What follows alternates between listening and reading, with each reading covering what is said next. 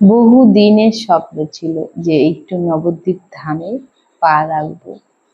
তো সত্যি সেই স্বপ্ন পূরণ হয়েছে। আজকে হলো আমরা নবদ্বীপ ধামে পা রাখতে পেরেছি, যার জন্য খুবই খুশি যে এই মাটিতে পা রেখে ধন্য মনে করি নিজেকে। তো খুবই ভালো লাগছে, মনের মধ্যে খুবই আনন্দ। তার সঙ্গে আর বেশি আনন্দ এই যে এই হনুমান গুলোকে দেখে।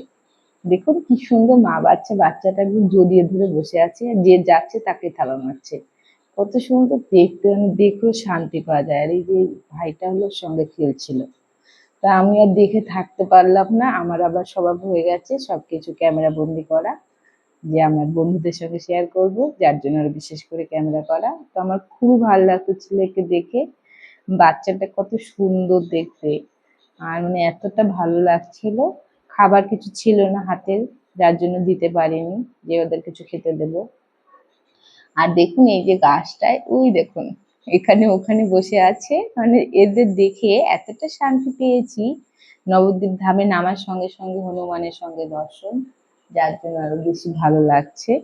আর দেখুন কত সুন্দর লাগছে, এই যে দেখুন গাছে একটা বসে আছে। ওর বাচ্চাটা এতটা ছোট, মানে ও আমাকে দেখে উল্টো ভ্যাঙ্গাচ্ছে। ওর মা আমাকে দেখে বড় বড় চোখ করে আছে, আর ওর বাচ্চাটা আমাকে মনে হচ্ছে ধরে নিবে। আমি দেখে ভয়ও লাগছে, ভালোও লাগছে। দেখুন কত সুন্দর, দেখেও শান্তি পাওয়া যায় সত্যি।